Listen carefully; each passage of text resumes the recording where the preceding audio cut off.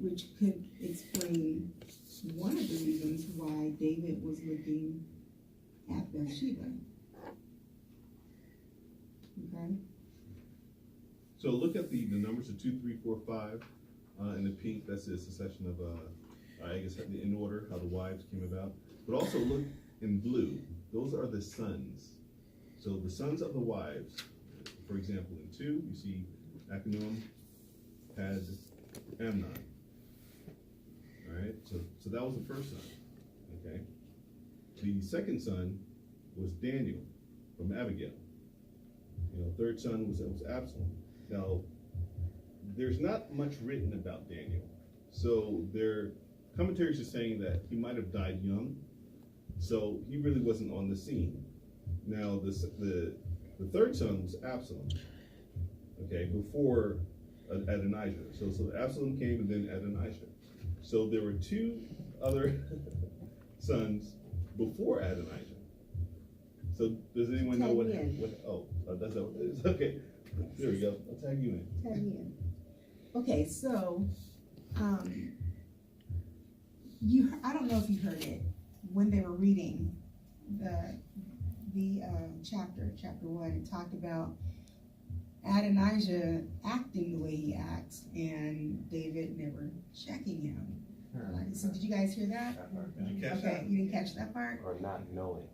Yeah, and it says it, it's very interesting. In my Bible, it says he says, why have you done so? Okay, Adonijah is like, I will be king.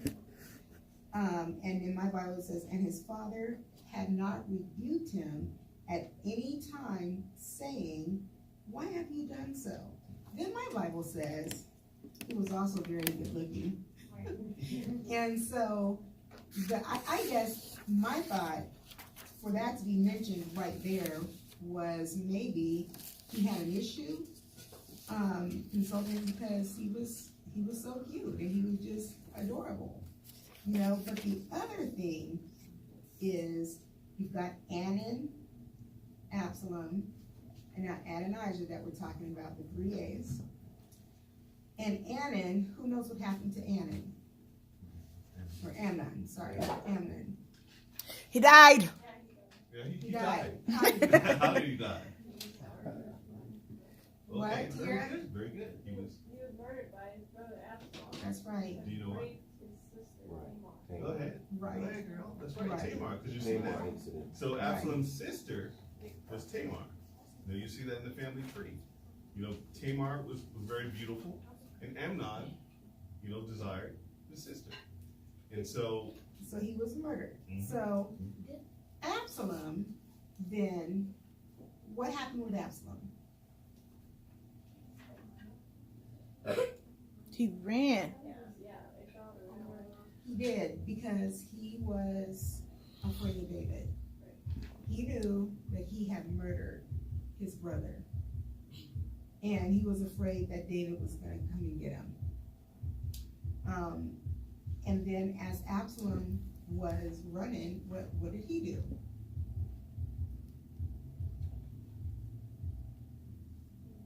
Oh, he, what is it called? Treason. Treason. He created treason. He committed treason. Mm-hmm. He committed treason because he is now going to kill David. And one of the things that is mentioned, I think it's in Samuel, but one of the things that is mentioned is that when when Absalom was laying on a roof, he had one of David's concubines, which in a way back then solidified his kingship. Deep stuff. Go ahead. I was going to say he actually had all of them, not one. He had them all? Because that's to show conquering all that belonged to Okay. the previous king. So he slept with all of them. yeah. And all the wives that had been left there. So yes. Okay. So thank you. So he slept with all of them is what prophetess was correcting me on. He slept with all of the concubines. This solidified his kingship. And of course he, with that beautiful hair of his, gets hung. And then we have Adonijah, and this is the last thing I'm going to mention, who's old enough to watch all of this happen, yet so filled. This is how sin messes us up. Sin in such a way of me, my own, and I like to call them my 5 eyes.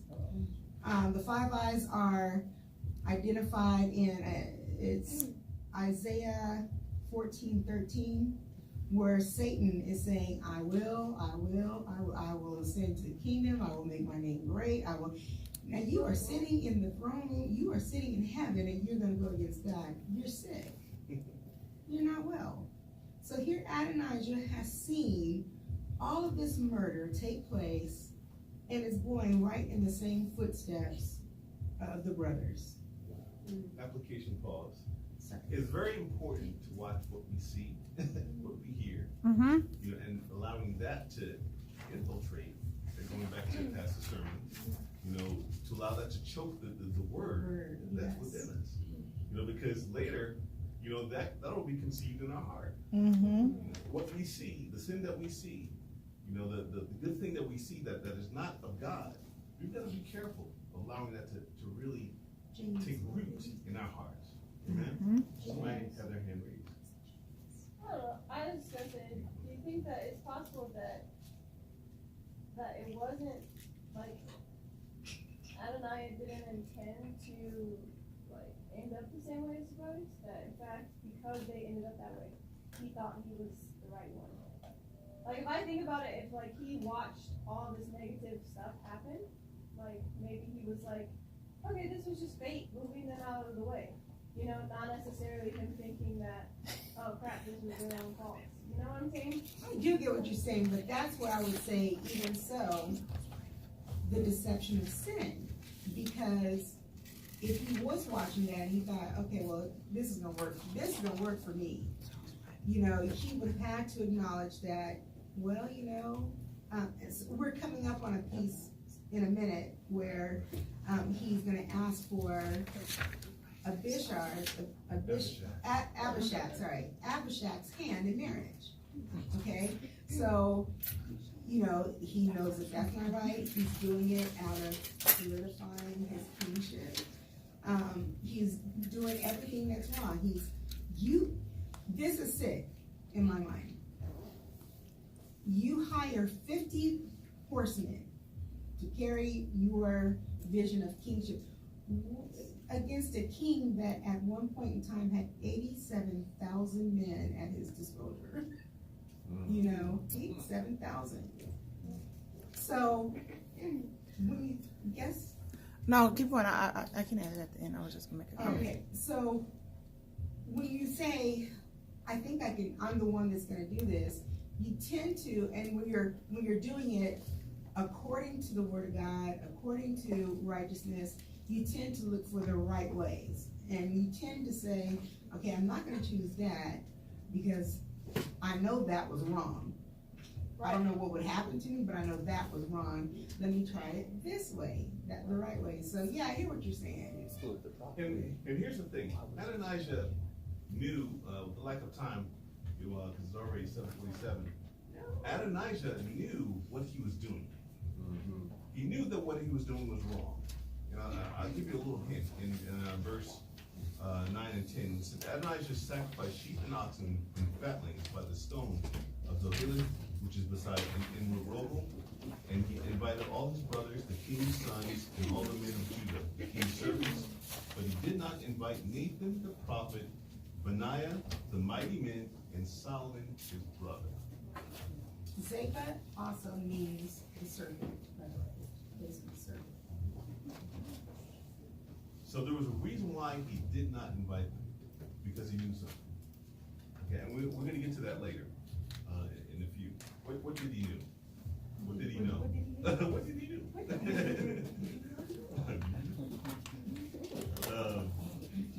So he set up the party. He did invite a select few. Now, I'm just going to it. Nathan, the prophet we know was a good prophet of David, right? they've had history.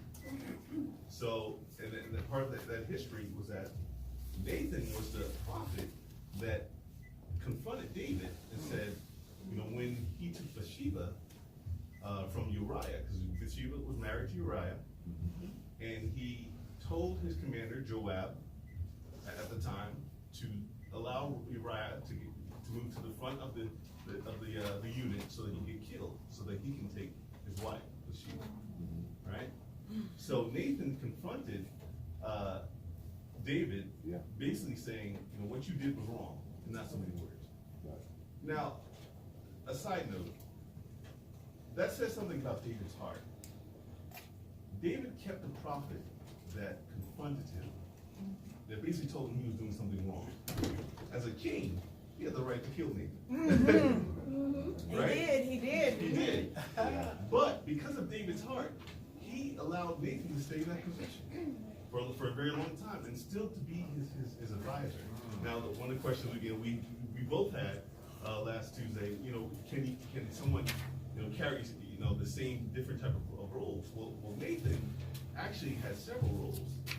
I don't know at the same time, but throughout the duration of David's reign, he was a prophet, he was advisor, he even was a recorder.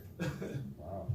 So he had David's approval, let's say, so to speak. So that's actually a side note. So that says something about David's heart.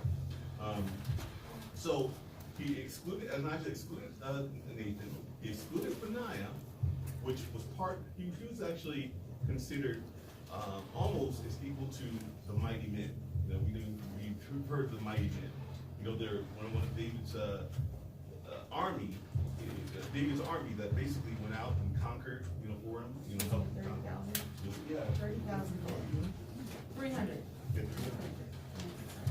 So, and then actually Benaiah was considered equal status with the mighty men. All right? So, he excluded David, excluded Benaiah, he excluded the mighty men of David, and he excluded Solomon. Okay? So, Solomon, okay. Solomon, as we'll see, was promised the kingship. Adonijah knew that. Right? Adonijah knew that Solomon was promised the kingship. You know, so to usurp authority, so to speak, in a deceitful way, you know, he basically took it upon himself to establish kingship, you know, without these men knowing. So basically, you know, he got the approval, or, you know, basically he did everything that a king should do to establish kingship, but excluded these men, you know, from knowing. And I believe, having a feeling that his father wasn't going to stop him. Right. And David was very close to death. And so what David did not declare before he died became whatever they declared after. Right. Solomon was young. How old was David at the time of the CPO? Good question. At this age, The commentaries say around 7 years old. Yeah, and actually they say Solomon was between 16 and 24. 14 and 20. So Solomon was young in comparison to Adonijah.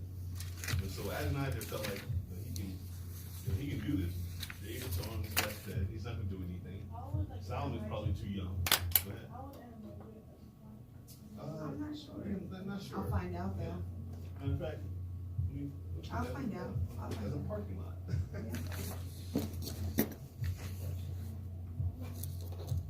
got it. You got it? How old was Adonijah, right?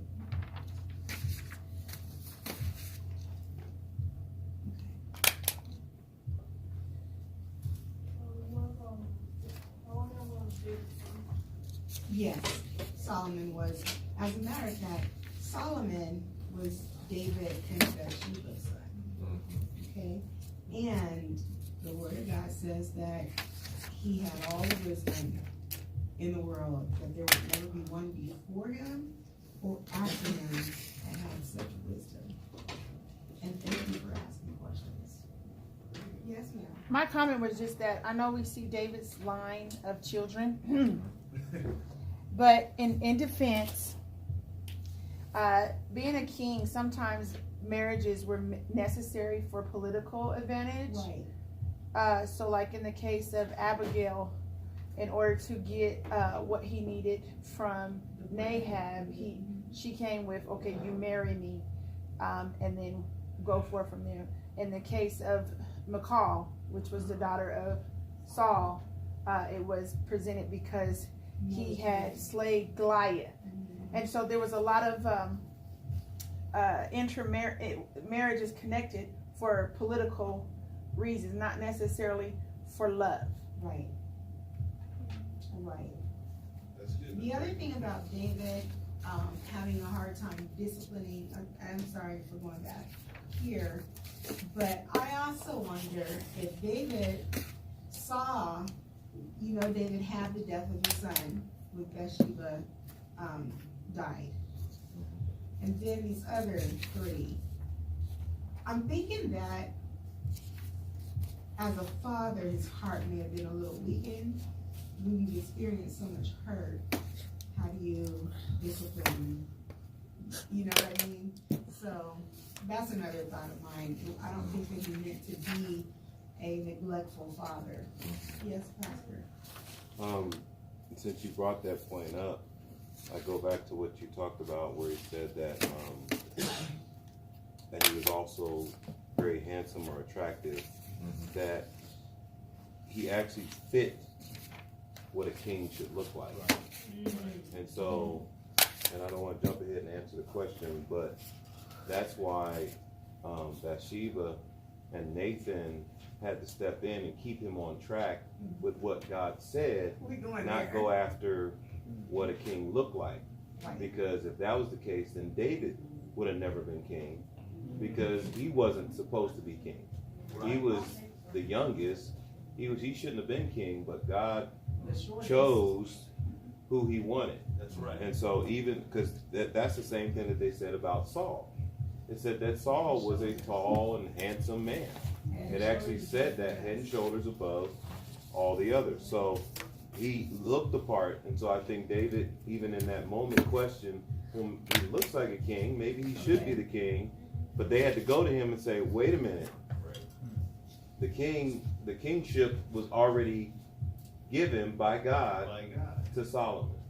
We had a good time over that one. You did. We'll get back there. Hold on. But I want to make that a segue. What do you have me for Tierra? Why I don't know. Okay. Okay, go ahead. I was just gonna say that probably another reason that David wasn't necessarily like a hard discipliner is because of his own history. Like, he made a lot of mistakes.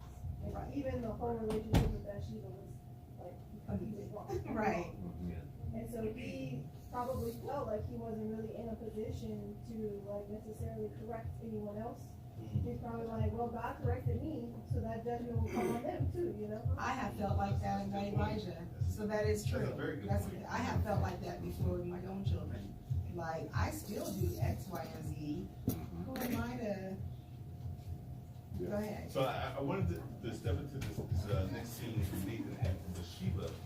Now Nathan goes to Bathsheba, says, hey, listen, you need to go to David and basically say,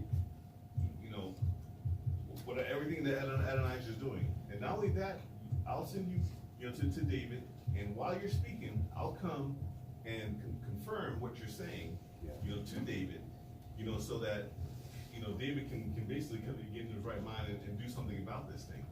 Okay? How much longer will he live Oh, he actually dies in 70s. Yeah, that's pretty soon. In chapter 2. Yeah, chapter 2. Chapter 2. Yeah.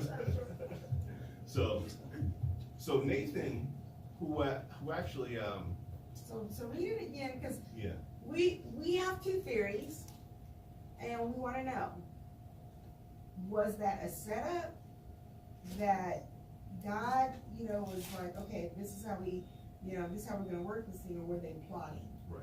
So that's the question. Do you think this was wise, or do you think they were being deceptive?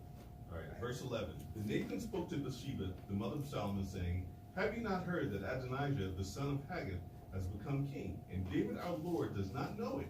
So now come, please let me give you counsel and save your life and the life of your son Solomon. Go at once to King David and say to him, have you not, my lord, O king, sworn to your maidservant, saying, surely Solomon, your son, shall be king after me, and he shall sit on my throne. Why then has Adonijah become king? Behold, while you still are talking, there speaking with the king, I will come in after you and confirm your words. So Bathsheba went to the king, and so she did that. She did exactly that. So the question here, do you think this was deceptive? Do you think this was wisdom? What are your thoughts?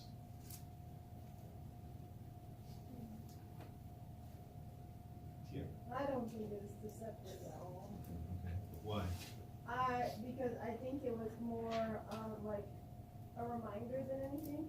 Cause like if I think of it, if like we try to apply it to something here, like if we're in the church, right, and maybe someone like in our deacons and ministers group, we discussed this person's candidacy for becoming a minister, and we've said they can't become this minister until that happens or something like that, right? A specific thing happens. And we look up and they're on the track to becoming a minister. And Michelle's like, wait a second, I thought we discussed this and said that this was what was going to happen first. If you go to pastor and say, hey, why is this person becoming a minister when we had this conversation? I don't think you're being deceptive. Right. You're just reminding him of what was already agreed upon. So I don't think it was. But they didn't do that though. They planned out a conversation that she was gonna have. But you have a conversation. You think through your conversation before you have it. You don't just go and show Unfortunately, up sometimes I and be don't. like, Actually, Brother Tim. But I do want to say something to your point before we go to Tim, and then Elder. God shared this with David, that Solomon would be king. Right. First Chronicles 22:6-10. You'll see that God actually shared this. So this wasn't just a promise. And this is part of This is the something Davidic, that God had told David, And Nathan then was he there. promised. And Nathan was there. and this is part of the Davidic covenant as well. The Davidic covenant, which is what God established with David. Brother Tim. Well, I might be wrong, but my take on it is that one of the aspects, I agree with what Tierra is saying too, that it wasn't deceptive. I think it was wisdom, because to go in and tell David, I think your son is trying to overthrow you. And then there's the politics of, I believe he had a different mother, right? Adonijah. And so there's this political thing going on with Bathsheba maybe appearing to favor her son over this other son. And so I think it was very wise. Maybe it was done in I guess what appears to be deceitful, but I think it was actually some deep wisdom going on about human behavior. So you're saying that It was wise, but it was deceptive. Yeah. it was Yeah, wise, but that's it what I was mean, deceptive. So. So there. Elder Anthony. I don't know, because you said they have different roles, correct? He was also an advisor. So wouldn't it be wise to talk to an advisor about the king instead of just going in there to a king? Because he can technically, if he's a king, can David also swing down the way and say, you don't talk to me that way and that's your life? So there was also security in her stopping and talking to an advisor so she can properly execute what was promised about Solomon. So I even think that's also order too, because he was a king at the same time. So that's what I was thinking about it. Maybe wrong too.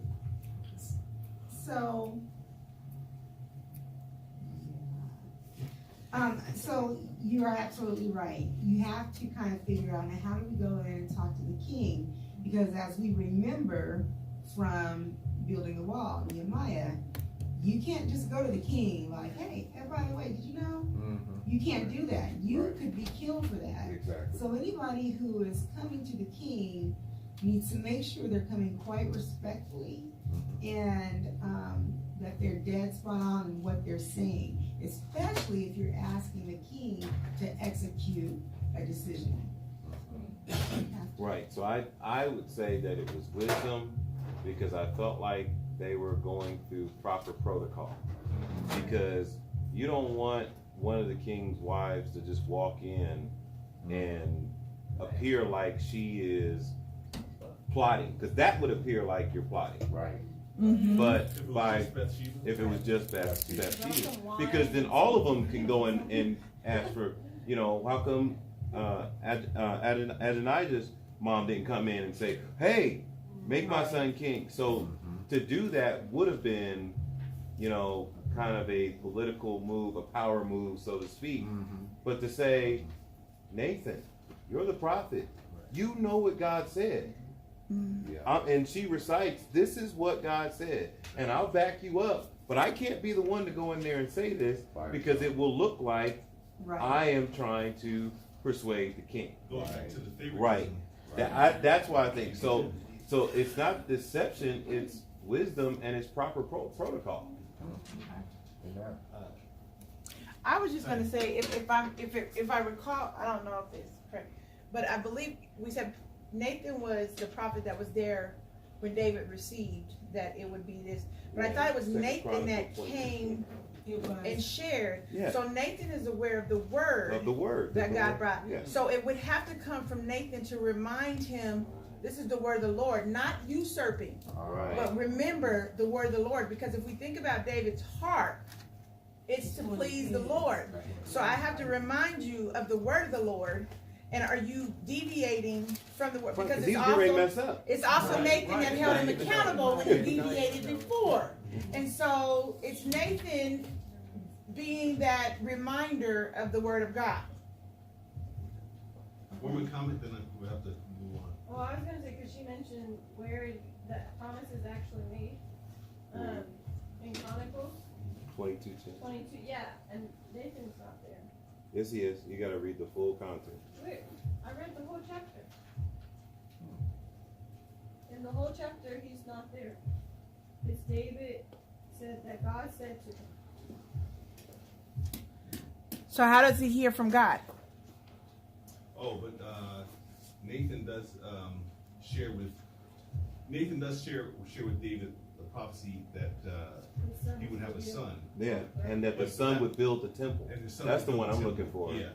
And it would be doesn't- Solomon. that one He doesn't said say that Solomon. Solomon would build So the where's temple. that?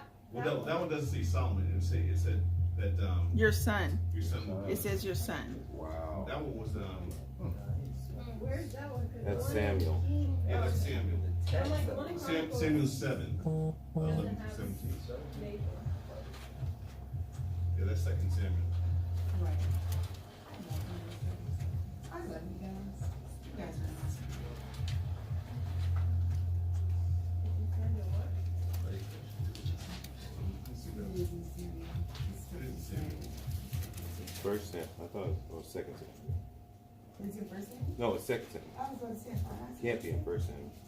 That's Saul's reign. Samuel 7. That's God's covenant with David. It's 2 Samuel 7. Now it came to pass when the king was dwelling in his house, and the Lord had given him rest from all his enemies all around, that the king said to Nathan the prophet, God, that's it. Yes. This is the one. Yeah, that's it. That's it. What is it? Okay, read it. Where do you have it? But it happened that night that the word of the Lord came to Nathan, saying, Go and tell my servant David, Thus says the Lord, Would you build a house for me to dwell in? For I have not dwelt in a house since the time that I brought the children of Israel up from Egypt, even to this day. But I have moved about in a tent and in a tabernacle.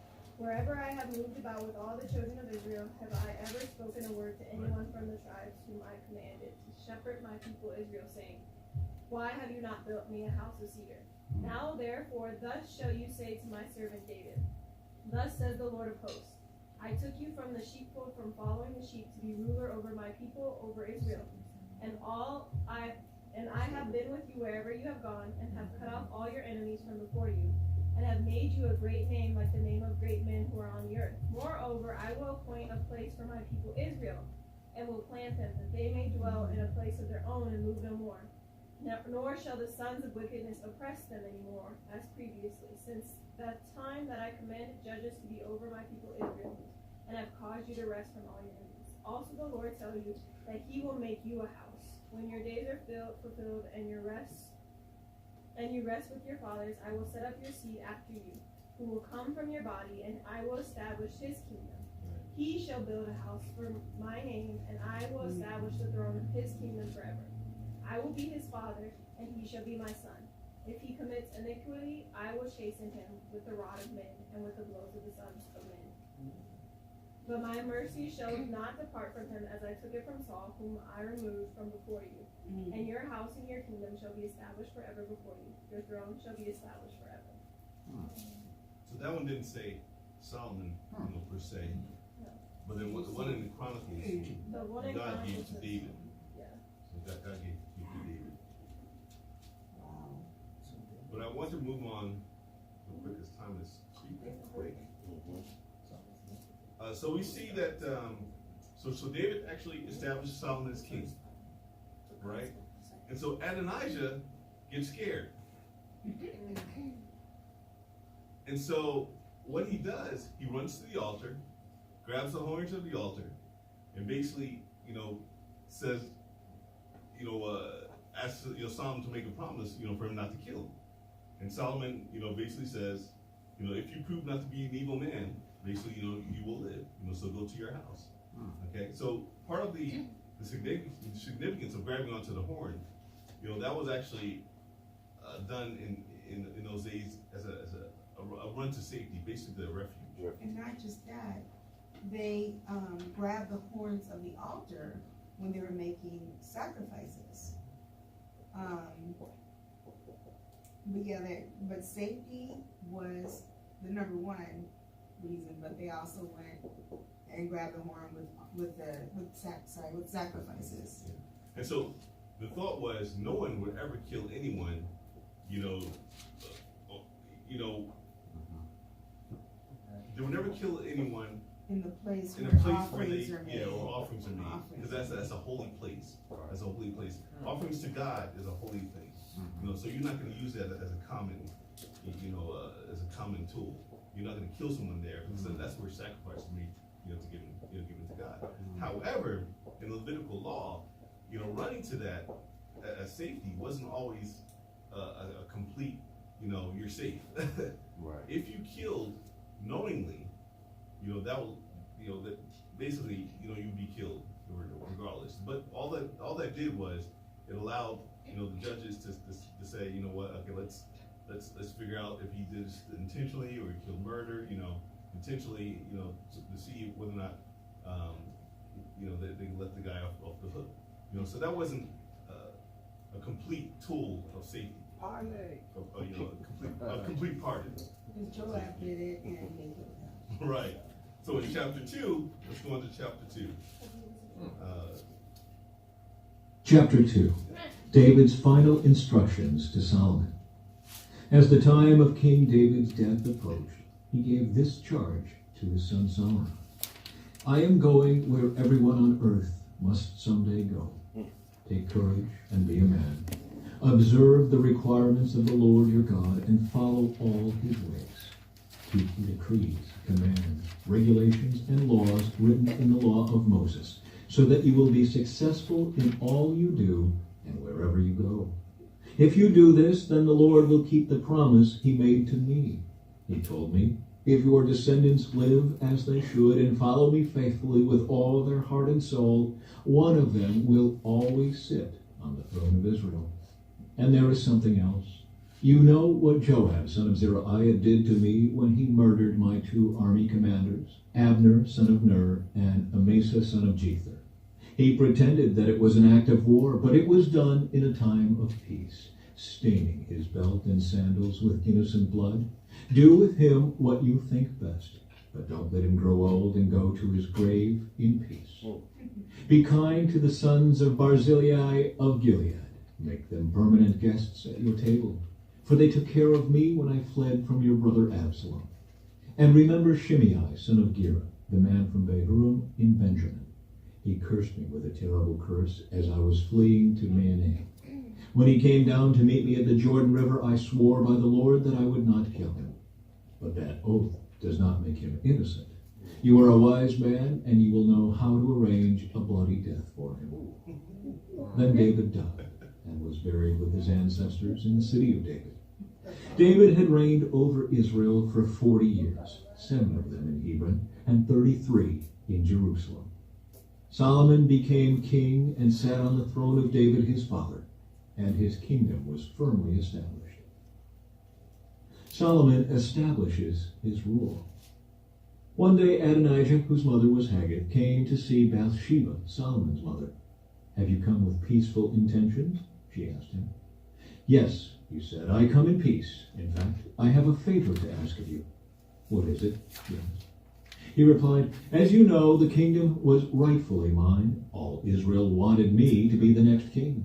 But the tables were turned, and the kingdom went to my brother instead, for that is the way the Lord wanted it. So now I have just one favor to ask of you. Please don't turn me down." "What is it?" she asked. He replied, "Speak to King Solomon on my behalf, for I know he will do anything you request. Ask him to let me marry Abishag, the girl from Shunem." "All right," Bathsheba replied, "I will speak to the king for you." So Bathsheba went to King Solomon to speak on Adonijah's behalf. The king rose from his throne to meet her, and he bowed down before her. When he sat down on his throne again, the king ordered that a throne be brought for his mother, and she sat at his right hand. "I have one small request to make of you," she said. "I hope you won't turn me down." "What is it, my mother?" he asked. "You know I won't refuse you." "Then let your brother Adonijah marry Abishag, the girl from Shunem," she replied. "How can you possibly ask me to give Abishag to Adonijah?" King Solomon demanded. "You might as well ask me to give him the kingdom. You know that he is my older brother, and that he has Abiathar the priest and Joab son of Zeruiah on his side." Then King Solomon made a vow before the Lord, "May God strike me and even kill me if Adonijah has not sealed his fate with this request. The Lord has confirmed me and placed me on the throne of my father David. He has established my dynasty as he promised. So as surely as the Lord lives, Adonijah will die this very day." So King Solomon ordered Benaiah son of Jehoiada to execute him, and Adonijah was put to death.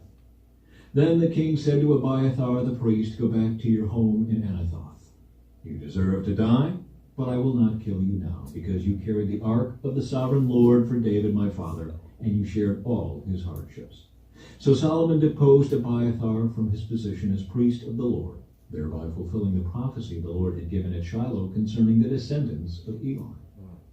Joab had not joined Absalom's earlier rebellion, but he had joined Adonijah's rebellion. So when Joab heard about Adonijah's death, he ran to the sacred tent of the Lord and grabbed onto the horns of the altar. When this was reported to King Solomon, he sent Benaiah son of Jehoiada to execute him.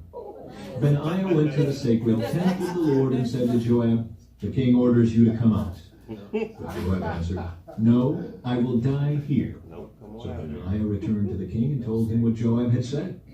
"Do as he said," the king replied.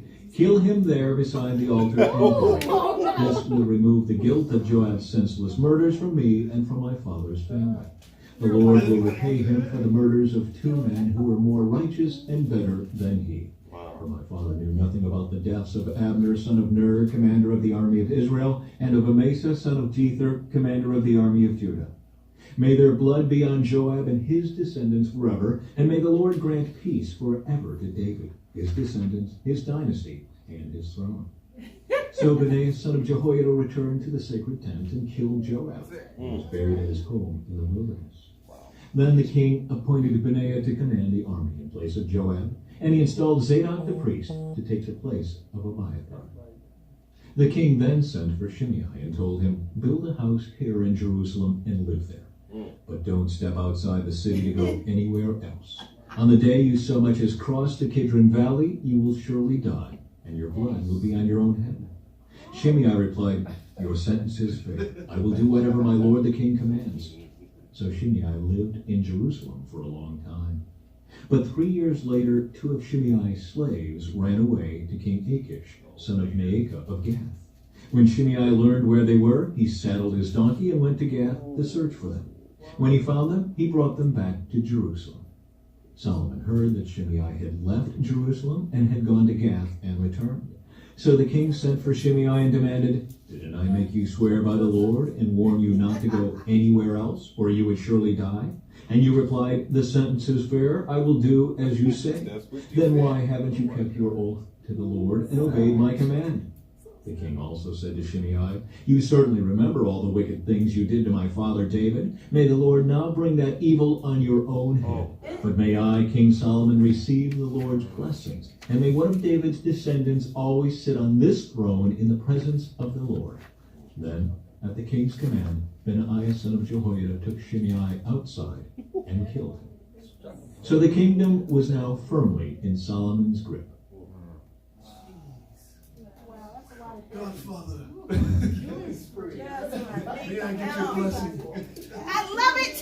I do too. Nice. So what do you guys think?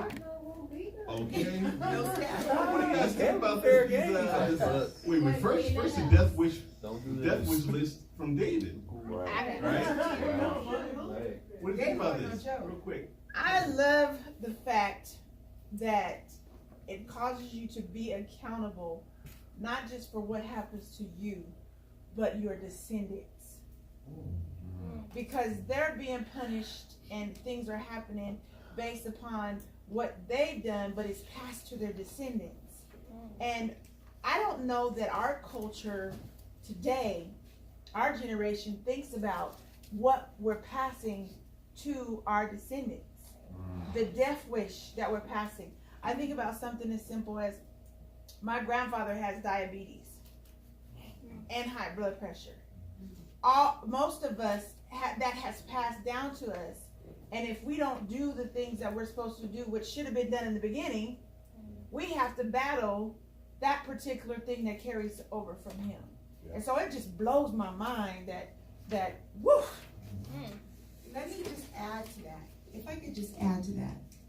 Not only that, not only do generational curses come upon us, or we have to deal with, but what you fail to deal with, you leave your children to deal with. Now, I'm going to tell a small story. Aaron and my mom-in-law and I were watching TV, and the phone rang, and she sat on the phone in the middle of the movie, and I was like, "Aaron, tell her," because I don't want to tell her, "Aaron, tell her," and Aaron just laughed at me. Later on, he said, "Yeah, she used to do that growing up." And my dad just used to get on his nerves so bad, he would just turn up the TV as loud as the TV would go. And I said, "This is simple, but do you see how your father didn't handle that? Now I'm asking you to handle that.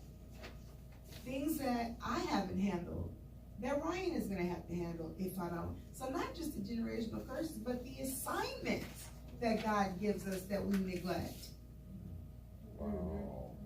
Yeah. See another hand? Yeah, when I read this, I kind of see the mercy. Because each person, he offered them Yeah. the space of, you're safe Great. as long as you follow these things. Great. You carried the ark for my father, you're good. Right. But when you do what he commanded you not to do, and he's gotta take you out, his brother, he said, if you prove to me that you're not wicked, that you're not evil, your life is fine. But he turned around and asked Mary. Still, you know why he did that, right? Yeah. Still wanting the kingdom. Right. Right. So then, and the last one, same situation. He gave him mercy. Like, you stay within these walls, so I got eyes on you. You're safe. And 3 years later, he forgot, traveled away, and he did what he said he was going to do. Real quick, I asked Aaron, I said, "Honey, what did he do to him?" Because David says, "Now you know what he did to me, right? You know what he did to me." So Which I looked one? it up. Which one? Oh, that was Joab. You know what Joab did to me? I was like, "Well, what did he do?" Aside from killing folks, but Joab, this is how Hebrew ruthless he was. Joab didn't want to deal with, who was it? It was Abner. So Joab, so basically, there is a meeting, and Joab is meeting with King David on a particular day, and as soon as they, as the meeting is over, Joab calls for Abner, who brought him back from Sarah, but David didn't know it, okay?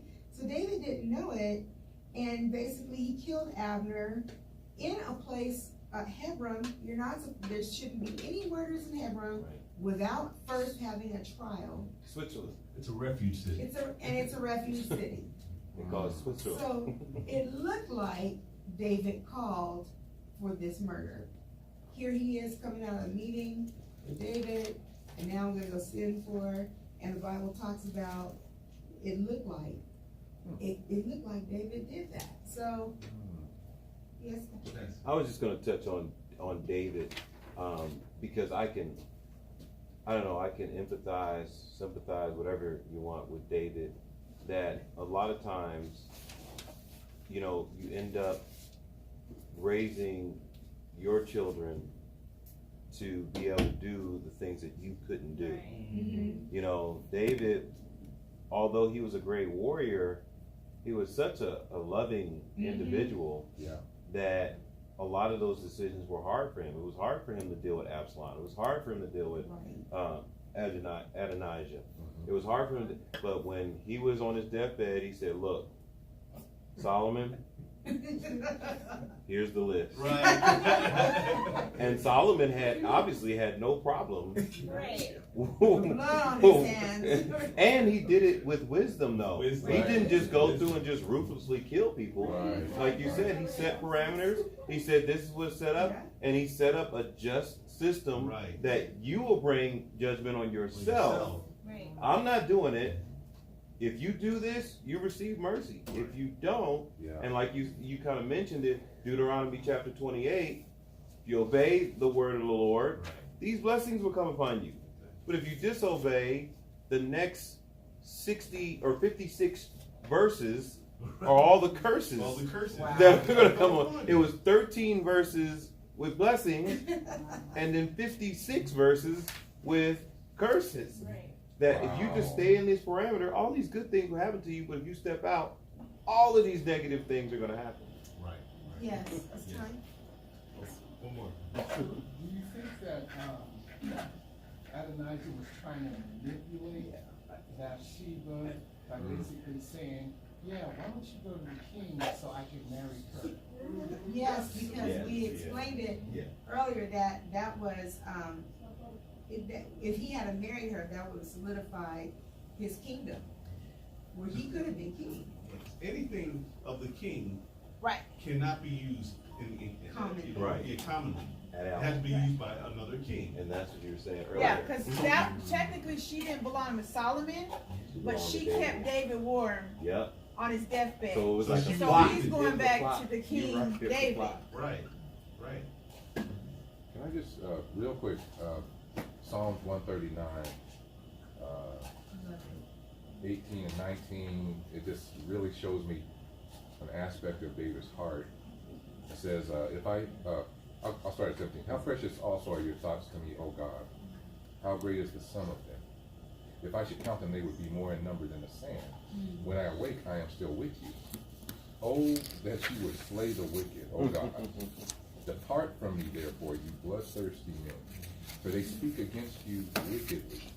Your enemies take your name in vain. Do I not hate them, O Lord, who hate you? And do I not loathe those who rise up against you? I hate them with perfect hatred. I count them my enemies. All of them. Search me, O God, know my heart. Try me, know my anxiety. See if there be any wicked ways in me. Lead me in the way everlasting. A man after God's own heart. Yeah. Amen. Oh, and David's mighty men, it was 37. 37. Okay. 37. Thank you. And my apologies. There's a lot to cover, so we'll be late. I actually want to have a group exercise for you guys. So it's our apologies. But I do want to leave this with you. We've got some information about Joab, Abiathar, Benaiah, Nathan. Go through some of the scriptures. You weren't able to go through a lot of the questions. If you really want to get a good handle on the chapters, we'll try to just answer the questions. Read the scriptures. But I do want to leave with a thought of application. God declared that Solomon would be king. And opposition came against that declaration. What in your life has God called you to do, or has God promised you that the enemy just seems to combat against it, just to come against it, with full force. But just like with Solomon, God says, "Let every man be a liar." God has declared something to you. He has promised you something. Fight for that. Fight for that. Like Nathan got up and fought for what is true. We also need to take hold of what God has told us. Our calling, our purpose, the promises that God has called us, given to us specifically. We need to fight for that as well. To battle against the enemy. And if you need a hint or a clue about what it is God is calling you to do, it's the thing that most is on your or under your skin. It's the thing that you feel passionate about. I get passionate about people and incorrect doctrine. Yes, I do. And so I feel it's my responsibility to make sure doctrine is tight. And that's why I like to teach. I feel called to teach. It's that thing. It's that thing. And everyone has that thing. You know what it is. So I hope this lesson blessed you. I'm excited for Kings in general. I'm just excited to see what God has for us as He speaks to us in the book of Kings. What do we read next week? Next week, we're going to read chapters 3 and 4. Chapters 3 and 4, can we pray out? Yes.